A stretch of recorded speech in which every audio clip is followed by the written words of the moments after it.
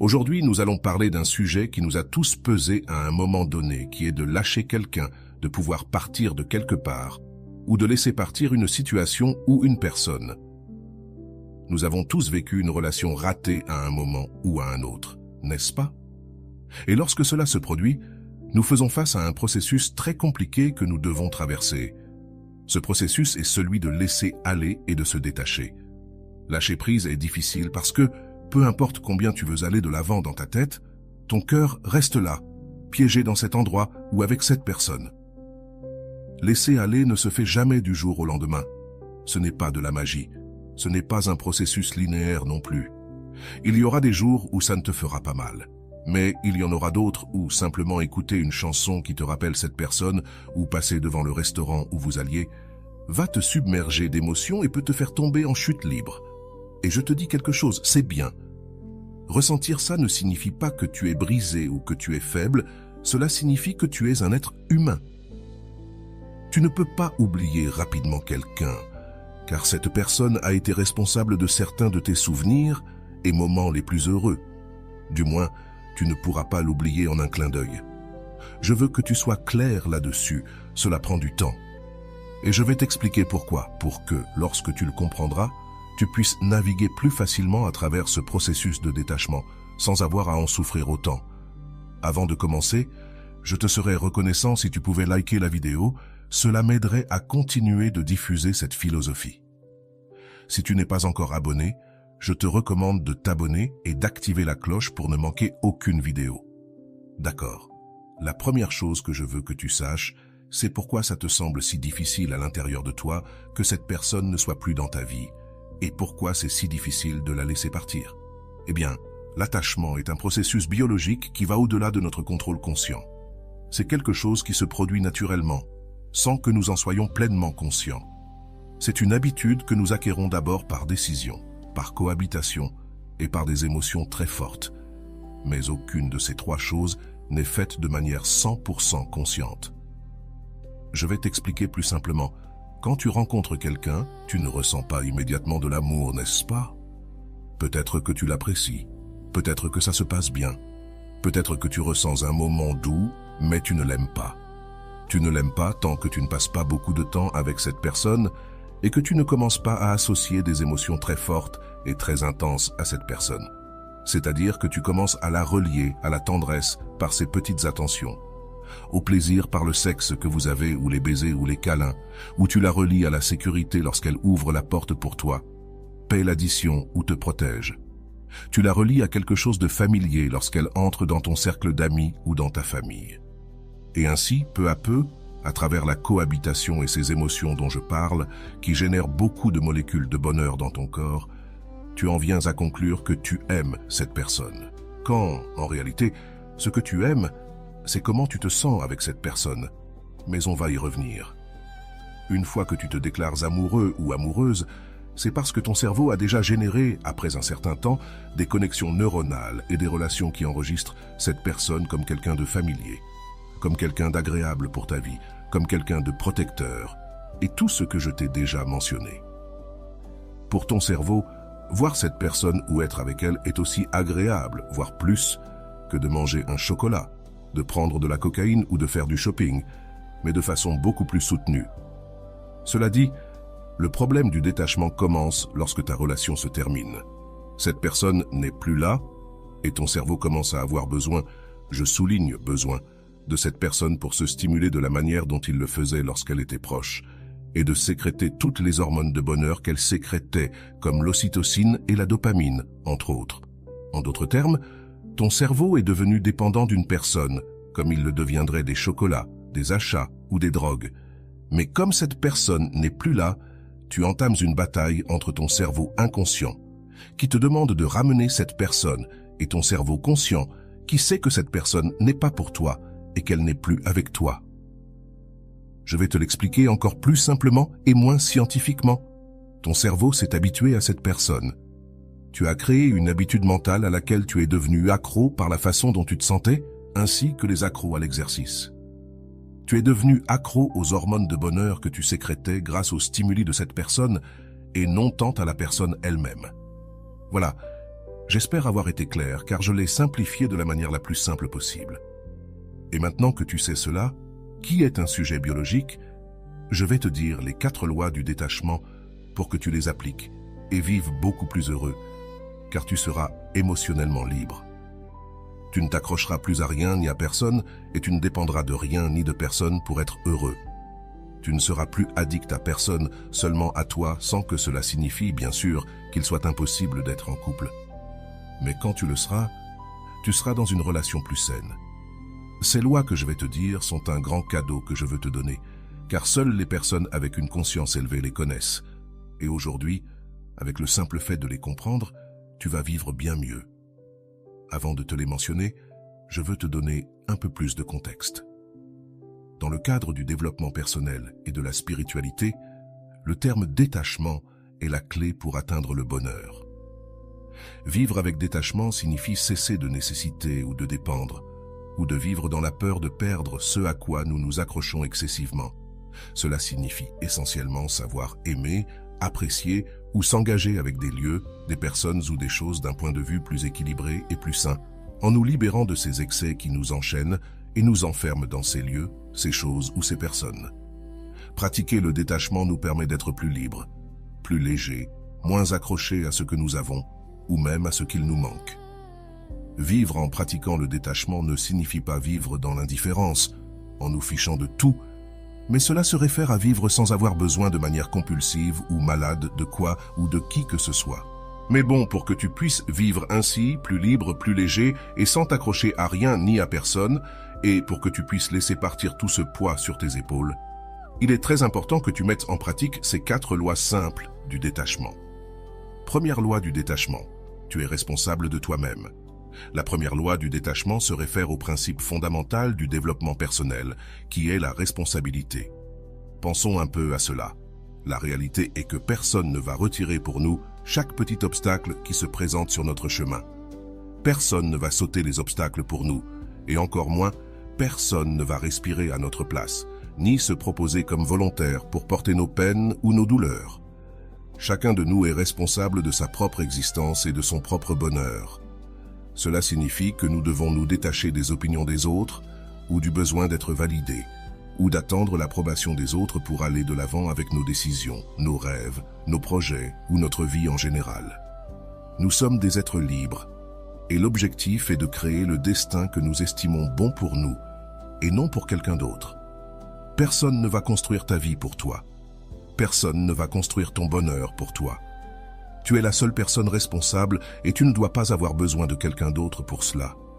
Le mot « avoir besoin » implique que, sans cette chose, ce lieu ou cette personne, tu ne pourrais pas être heureux, que tout ton être dépend de cet objet d'attachement et que ta vie n'aurait plus de sens si quelque chose ou quelqu'un n'existait pas. C'est ça, avoir besoin. Nous avons besoin d'oxygène, d'eau et de nourriture pour vivre, c'est vrai, mais au-delà de cela, je ne crois pas que ce soit autant nécessaire. S'accrocher à quelque chose ou à quelqu'un et en avoir besoin est extrêmement nuisible à notre santé mentale, car quoi que ce soit que nous voulions dans nos vies aujourd'hui, il est très probable que cela puisse disparaître demain. Dans nos vies futures, rien n'est permanent. Et lorsque tu penses le contraire, ce que tu vas générer, c'est une grande souffrance. Je répète, avoir besoin de quelque chose ou de quelqu'un, c'est penser que si tu ne l'as pas, ta vie sera perdue, ou que si tu la perds, tu deviendras une personne malchanceuse ou malheureuse. Ces idées sont très peu réalistes, car la vérité est que personne ne meurt de perdre quelque chose ou quelqu'un. Cependant, avant de comprendre cela et de prendre conscience de ce que je suis en train de te dire, les gens et toi qui m'écoutes, nous traversons beaucoup d'anxiété et de tristesse en essayant de toutes nos forces d'obtenir ce dont nous pensons avoir besoin. C'est plus, même quand nous l'avons encore, nous faisons tout notre possible pour ne pas le perdre. Et cela aussi nous génère de l'anxiété, surtout dans les relations amoureuses. De manière claire, ce que je te dis, le romantisme exagéré nous a appris tout au long de la vie que l'amour implique souffrance, effort, sacrifice, n'est-ce pas? Faux. Il a même normalisé la jalousie en diffusant des idées stupides comme « si tu ne me jalouses pas, tu ne m'aimes pas ». Car s'il n'y a pas de jalousie, il n'y a pas d'amour. Enregistre ceci, désirer te rend libre, mais avoir besoin de te fait esclave.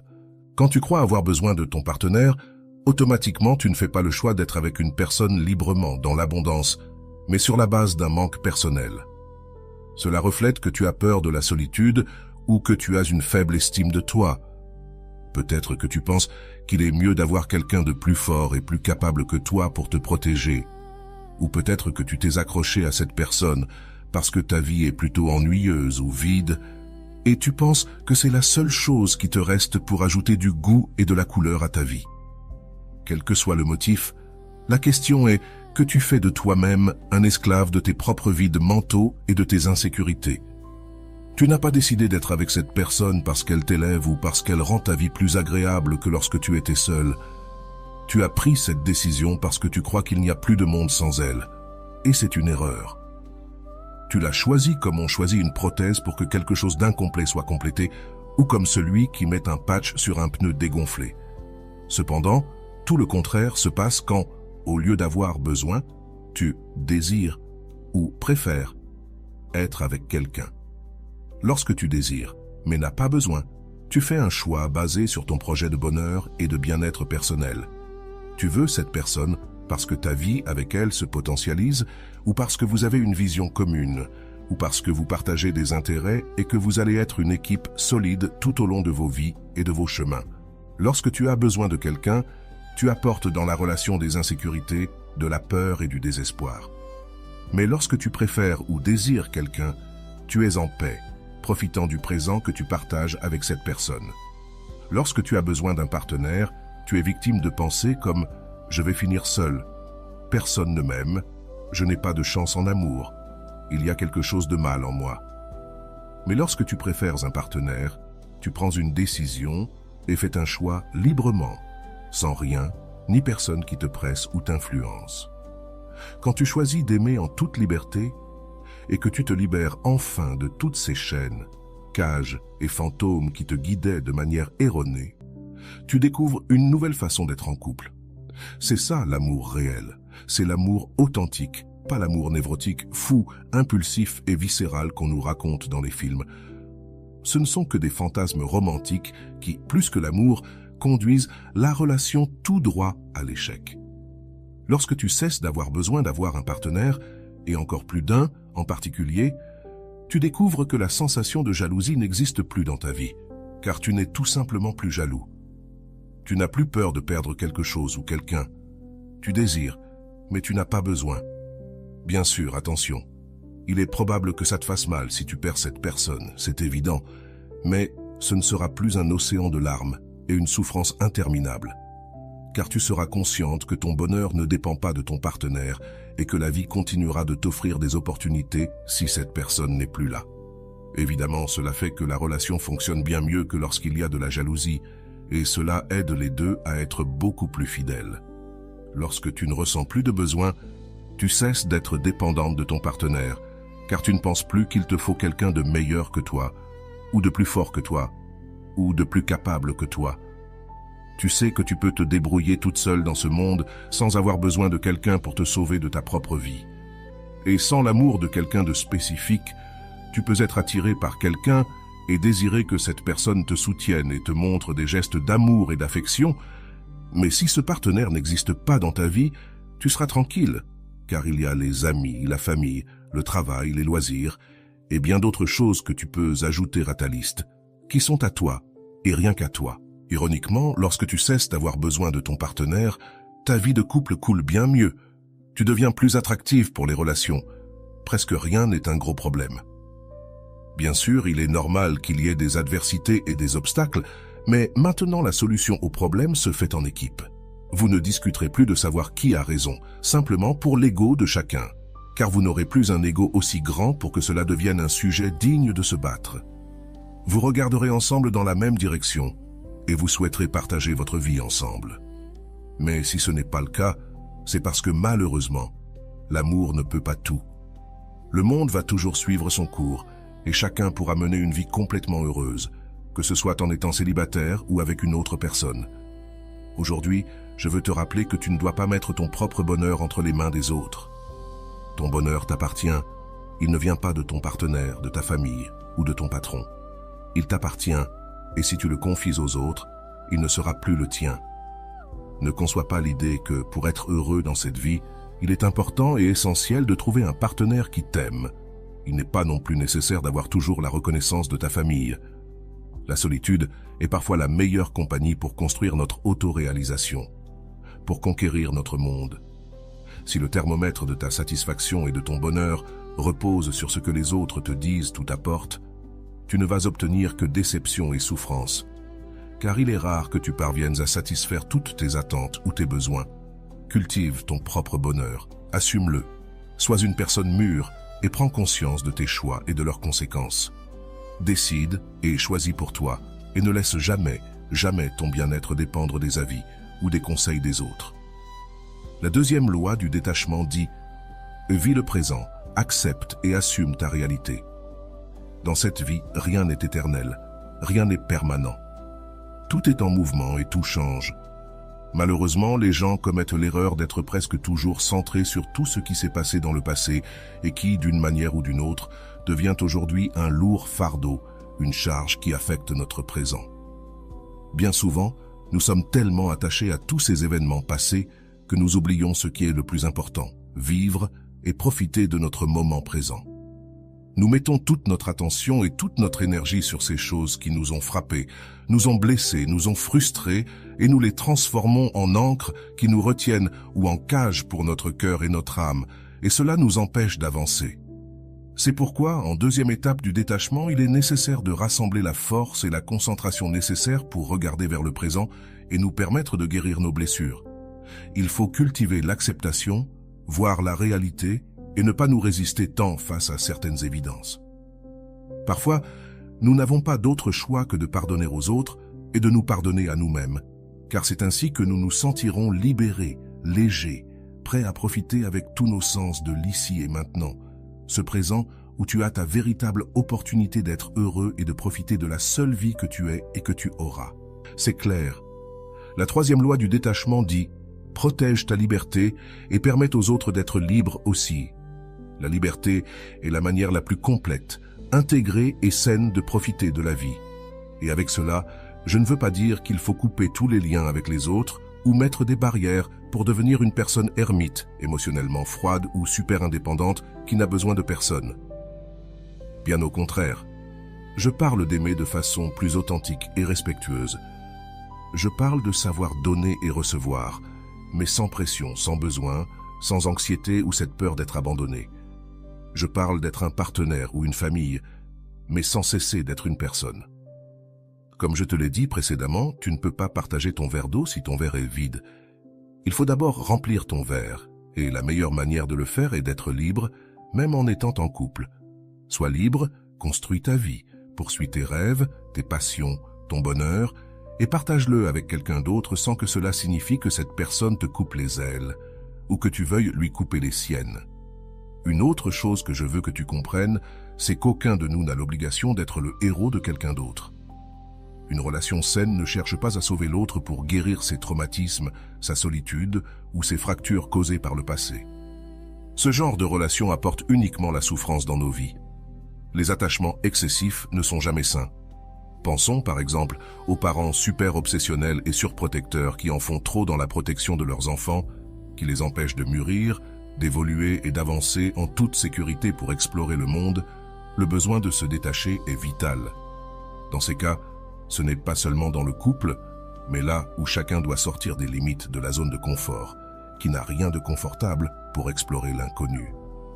C'est clair. Je vais aussi parler de la quatrième loi, mais nous avons encore beaucoup à discuter. La quatrième loi du détachement dit « Accepte que les pertes vont se produire tôt ou tard ». Les bouddhistes, qui forment une philosophie que j'aime beaucoup, ont très présent un concept qui est l'impermanence, et fondamentalement, c'est une idée qui signifie qu'en cette vie, rien ne dure, rien ne peut rester éternellement. Les relations, les biens matériels, notre propre vie changent, mûrissent et se terminent très souvent. Il faut donc accepter l'idée du changement, de l'absence et même de la perte comme une loi de la vie. Et nous ne pouvons pas y échapper ni la combattre. Certaines personnes s'en iront pour toujours. Nos enfants vont grandir. Nos amis, éventuellement, ne seront peut-être plus nos amis. Et certains amours vont s'éloigner de nous. Mais sans aucun doute, d'autres choses arriveront. Plus d'amis, plus de personnes. Car la vie est un changement et un mouvement. Et quand tu le comprendras, tu auras fait un grand pas dans ton processus de maîtrise du détachement. Si tu veux commencer à pratiquer les 4 lois du détachement, la première chose que je te recommande de faire est d'identifier les choses, lieux ou personnes qui te génèrent des émotions d'attachement. Ensuite, demande-toi quel rôle ils ont joué dans ta vie. Garde cela toujours à l'esprit, mais après, remercie-les pour ce qu'ils ont fait pour toi. Lâche-les et laisse-les partir. Il est très important que tu apprennes à lâcher prise, car c'est en lâchant prise que tu peux te permettre de recevoir. Car en ayant les mains occupées à tenir le passé, tu n'as pas les mains libres pour saisir ton présent et ton avenir. Parfois, lâcher prise n'est pas nécessairement un sacrifice ou un adieu, c'est plutôt un merci. C'est remercier pour tout ce que tu as appris. C'est laisser partir ce qui ne peut plus être maintenu par lui-même, pour rester plus libre, évoluer et recevoir ainsi tout ce qui doit arriver dans ta vie. Et je sais que personne ne t'a préparé à l'école ou dans la vie à ce que cela signifie d'accepter qu'une personne que tu aimes ne fasse plus partie de ta vie. Peut-être que tu es ici aujourd'hui parce que, pour une raison ou une autre, je ne sais pas, tu ressens de la douleur parce que ta relation est terminée et tu traverses un énorme choc de te retrouver seul soudainement et tu ne sais pas ce qui va t'arriver, tu ressens beaucoup d'incertitude. Eh bien, je vais te dire que si tu viens de sortir d'une relation, il est très courant que tu vives 3 étapes et il est important que tu les aies bien présentes parce que, peut-être aujourd'hui tu n'es pas en couple, mais tu pourrais éventuellement terminer une relation ou vivre une perte ou quelque chose. Ces 3 étapes sont très importantes à comprendre, car si tu sais ce que c'est, tu pourras être conscient de ce que tu ressens et de ce que tu dois traverser pour guérir. La première étape est la douleur, et je vais être honnête avec toi. Dans les premières semaines après une rupture ou une perte, cette personne qui n'est plus là sera partout. Tu vas la retrouver dans tout ce que tu fais. Tout le monde te le rappellera. Même les chansons que tu écoutes, ou les films que tu vois, les endroits où tu allais boire un café, ou le petit déjeuner que tu t'étais préparé, ou la robe que tu mets toujours et que cette personne aimait, et toutes ces petites choses que personne d'autre ne savait, mais que cette personne savait. Cela va te faire mal. Quand cela se produit, ne nie pas tes émotions. Ressens tout, vis-le, connecte-toi à tes émotions. Écoute-toi, câline-toi, crie en privé si tu veux, pleure avec quelqu'un. Fais ce que tu dois faire pour laisser tes émotions couler chaque fois que tu en as besoin. Laisse tout passer à travers toi et fais-le aussi souvent que nécessaire. Parle à tes meilleurs amis, parle à ta maman pour la 100e fois, mais ne cherche pas à le cacher. Admets et accepte ce poids et cette douleur que tu ressens, car les accepter te donne l'opportunité de reconnaître ce que tu as et de le changer. Mais malgré tout, je veux que tu te souviennes toujours que tu n'es pas perdu. La douleur que tu ressens t'aide à changer et à grandir de manière que, peut-être aujourd'hui, tu ne puisses pas comprendre. Mais tu vas le comprendre. Je peux te le garantir, je te le promets. Tu vas survivre à cela et à tout. Je sais que ça fait mal, que c'est inconfortable et frustrant, mais c'est aussi temporaire. Et avec le temps, ça ira mieux. Tu vas survivre à cela et tu vas le surmonter. Peu importe à quel point cela semble lourd en ce moment. La deuxième étape est l'apprentissage. Peu importe à quel point tu veux te convaincre que cette personne et toi étiez faits l'un pour l'autre, ou que la relation était géniale, ou que la vie s'est simplement interposée dans votre chemin, tu dois comprendre qu'il y a une raison pour laquelle cela s'est terminé. Et je sais qu'il est naturel que tu ressentes le besoin de blâmer quelqu'un ou quelque chose pour cela. Tu vas dire des choses comme « Si cette personne ne s'était pas installée là-bas, nous serions encore ensemble » ou « Si j'avais été un peu plus drôle, ou un peu plus adorable, ou un peu moins jaloux, peut-être qu'on serait encore ensemble. » Quelle que soit l'histoire que tu te racontes pour tenter de rationaliser cette rupture, tu dois comprendre que ça n'a pas fonctionné parce que vous n'étiez tout simplement pas compatibles, ou parce que vous n'étiez pas prêt à faire en sorte que ça marche, simplement pour cela. Et cela ne signifie pas que ta relation était mauvaise, ni fausse, ni une perte de temps, c'était ce que c'était, point. Mais parfois, les gens se trouvent dans une phase de leur vie où ils ne peuvent pas s'engager. Parfois, les gens ne sont pas prêts à changer ou à s'améliorer pour quelqu'un, même pour toi. Ou toi, Peut-être, tu n'as pas voulu améliorer ou changer ton avenir pour cette personne. Tu dois comprendre que c'est normal, parce que chacun a des projets, des rêves, des choses à apprendre. Et ils doivent les apprendre seuls, peut-être. Tu ne peux pas te blâmer ni blâmer cette personne pour ne pas être préparé ou pour ne pas être plus compatible. Peut-être que vous vous êtes aimés, mais vous n'avez pas pu apprécier tout ce que vous aviez à offrir. Ou il est possible que toi, tu sois prête à donner beaucoup de toi-même, mais cette personne ne l'est pas. Et si elle n'est pas prête, eh bien, elle n'est pas prête, point. Et tu sais quoi? Peut-être que toi non plus, tu n'es pas prêt.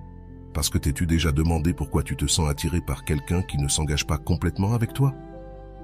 Je pense qu'il y a une raison pour laquelle tu essaies désespérément de faire en sorte que cette personne t'aime. Mais pourquoi? Pourquoi penses-tu que ta vie serait pire sans cette personne? Ou pourquoi crois-tu que tu mérites un amour à moitié? Pourquoi penses-tu que tu ne mérites pas d'engagement? Pourquoi veux-tu être avec quelqu'un qui n'est pas sûr de toi? Maintenant, à cette étape, c'est le moment de découvrir cela. Et cela, justement, peut être un grand apprentissage. Quelle que soit la raison de la fin de ta relation, il y a toujours un apprentissage. Et dans cette deuxième étape, tu vas le voir et tu vas l'apprécier, car cela va faire de toi une meilleure personne pour tes prochaines relations, mais cela va aussi t'aider à mieux filtrer les personnes, et c'est extrêmement précieux. La troisième étape, c'est la guérison. Le fait que ta relation ne se soit pas bien passée ne signifie pas qu'elle n'en valait pas la peine, ni qu'elle ait été une perte de temps.